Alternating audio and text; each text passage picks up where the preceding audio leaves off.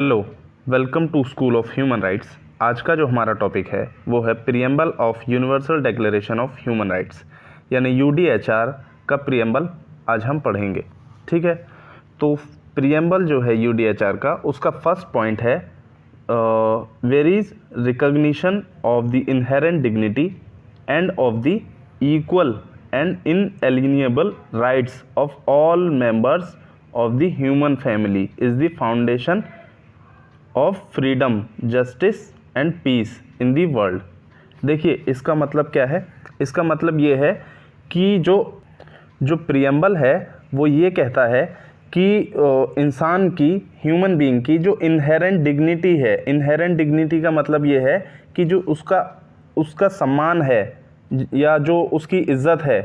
Inherent का मतलब होता है जो जन्मजात होती है, मतलब जो पैदाइशी चीज़ें होती हैं, तो उसकी जो डिग्निटी है, इनहेरेंट डिग्निटी, वो उसे जन्म से ही मिली है, मतलब उसकी पैदाइशी है वो।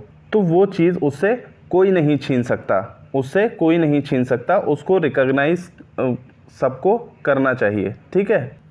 And of the equal and inalienable rights. Inalienable rights का मतलब क्या है? इनएलिएनेबल राइट्स का मतलब होता है वो राइट्स, वो हक या वो अधिकार जो छीने ना जा सकें, जो छीने ना जा सकें। यानी वही बात आ गई इसमें कि जो वो राइट्स जो पैदाइशी मिलते हैं हमें। ठीक है। Of all members of the human family is the foundation of freedom. देखिए ये किसकी फाउंडेशन है? Justice, freedom, justice, peace. Basically ये पॉइंट पहला ये कहता है प्रियम्बल यूडीएचआर का कि ये जो है फाउंडेशन स्टोन है फ्रीडम का, जस्टिस, पीस, जिससे कि दुनिया में चैन व अमन कायम किया जा सके और सभी को बराबर के हक दिए जा सकें, है ना।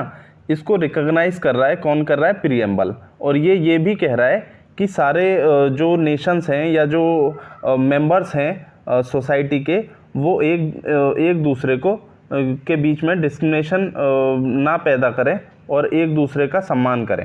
ठीक है। आइए चलते हैं दूसरे पॉइंट पर। Where is disregard and contempt for human rights have resulted in barbarous act.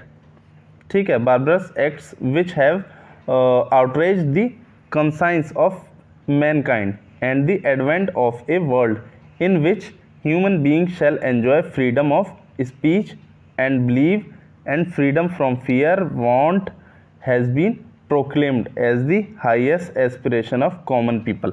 देखिए इसका मतलब ये है कि जैसे कि हमने यूडीएचआर को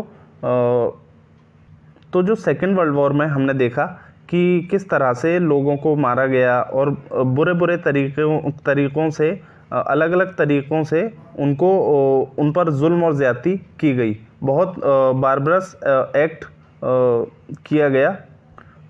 तो ये चीज़ें दोबारा ना दोहराई जाएं, इसके लिए यूडीएचआर को बनाया गया और उसमें ये चीज़ें इंक्लूड की गई कि आगे जो, जैसे कि कुछ लोग प्रेडिक्शन कर रहे थे कि थर्ड वर्ल्ड वॉर भी हो सकता है, तो इसलिए ही यूडीएचआर को इनेक्ट किया गया और इसमें प्रियम्बल में और आर्टिकल्स में ये इंश्योर किया गया कि जो राइट्स हैं ह्यूमन बीइंग के, एक ह्यूमन बीइंग होने के नाते वो उन सबको दिए जाएंगे, जैसे freedom of speech and belief, freedom from fear want has been proclaimed as the highest aspiration of common people.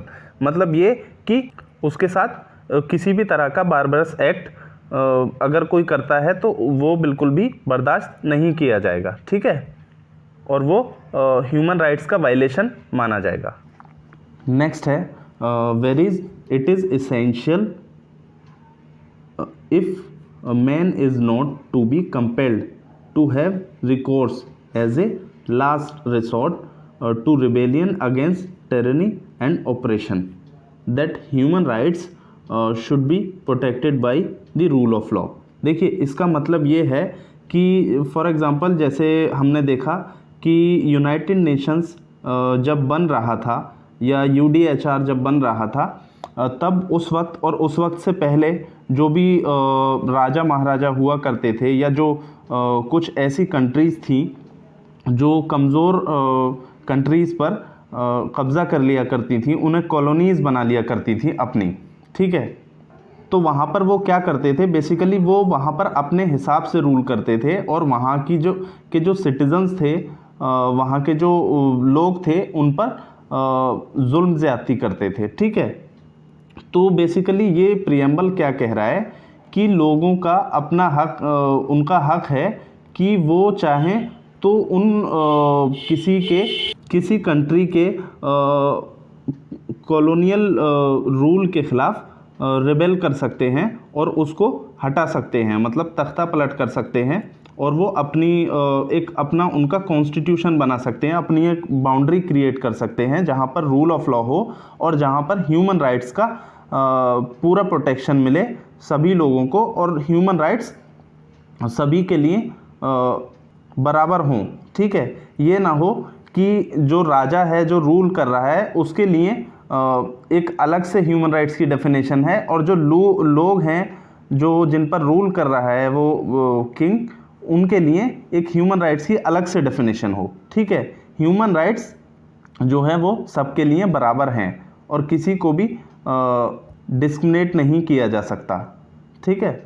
Next point है whereas it is essential to promote the development of friendly relations between nations. देखिए इसमें ये है कि ये कह रहा है कि जो नेशंस हैं, जो भी मेंबर स्टेट्स हैं, वो अपने दोनों के बीच में या सभी आपस में फ्रेंडली रिलेशंस बनाएंगे ताकि जो डेवलपमेंट है सभी नेशंस का उसको प्रमोट कर सकें, ठीक है। ताकि जो डेवलपमेंट है वो तेज़ी से हो सके और लोग अच्छे से रह सकें और जो लोग हैं वहाँ पर वो अच्छे से रह सकें, क्योंकि जो डेवलपमेंट है वो भी ह्यूमन राइट्स के दायरे में आता है, ठीक है। देखिए इसको ऐसे समझ लीजिए, जो डेवलपमेंट है वो ह्यूमन राइट्स के दायरे में इसलिए आता है, फॉर एग्ज़ाम्पल अगर हमारे पास साफ़ हवा नहीं है, साफ़ पानी नहीं है, अच्छे रोड नहीं हैं, तो उससे क्या होगा, साफ़ पानी नहीं है, साफ़ हवा नहीं है, तो उससे हमारी हेल्थ ख़राब होगी, ठीक है। तो ये भी एक तरह से ह्यूमन राइट्स का वायलेशन है, ठीक है। तो ये पॉइंट यही कह रहा है कि to promote the development of friendly relations between nations, ठीक है। To promote the development of friendly relations between nations, कि जो रिलेशंस हैं नेशंस के बीच में उनको अच्छे से मजबूत बनाएं, उनको डेवलप करें ताकि सभी लोग एक साथ डेवलप कर सकें, ठीक है, और जो ह्यूमन राइट्स है उसको अचीव कर सकें, ठीक है। देखिए नेक्स्ट पॉइंट है, इसमें मेन पॉइंट ये है the equal rights of man and women, ठीक है। सभी को बराबर के हक दिए जाएंगे रिगार्डलेस ऑफ देयर सेक्स और जेंडर और any other basis, for example religion, caste, region etcetera, ठीक है। किसी को भी इसके बेसिस पर डिस्क्रिमिनेट नहीं किया जाएगा कि उसका रिलीजन क्या है, मैन है, वीमेन है, यानी उसका सेक्स क्या है, ठीक है, एट्सेट्रा। इससे क्या होगा, to promote social progress and better standard of life. देखिए सोशल प्रोग्रेस कैसे होगी, सोशल प्रोग्रेस ऐसे होगी, किसी भी सोसाइटी में सोशल प्रोग्रेस तब मानी जाती है जब वहाँ पर ज़ीरो डिस्क्रिमिनेशन हो। ज़ीरो डिस्क्रिमिनेशन मतलब मैन एंड वीमेन इक्वल हो और रिलीजन के बेसिस पर कोई भी डिस्क्रिमिनेशन ना हो, कास्ट के बेसिस पर कोई डिस्क्रिमिनेशन ना हो, ठीक है। इस तरह की चीज़ें किसी सोसाइटी में हैं तो वो सोशली प्रोग्रेस्ड सोसाइटी कहलाती है, ठीक है। नेक्स्ट पॉइंट है member states have pledged themselves to achieve in cooperation with the United Nations the promotion of universal respect for the observance of human rights and fundamental freedoms. देखिए जो member states हैं, member states किसको कहते हैं, member states का मतलब ये है कि वो नेशंस या वो कंट्रीज जो UDHR का पार्ट बनी हैं, जिन्होंने इसमें अपनी भागीदारी जताई है और जिन्होंने इसको साइन किया है, वो मेंबर स्टेट हैं। और वो ये शपथ लेते हैं या वो प्लेज ली है उन्होंने कि वो ह्यूमन राइट्स को अचीव करने में कोऑपरेट करेंगे यूनाइटेड नेशंस के साथ to promote and respect of human rights, ठीक है, and fundamental freedoms. Last point है, where is a common understanding of these rights and freedom is of the greatest importance for the full realization of this pledge.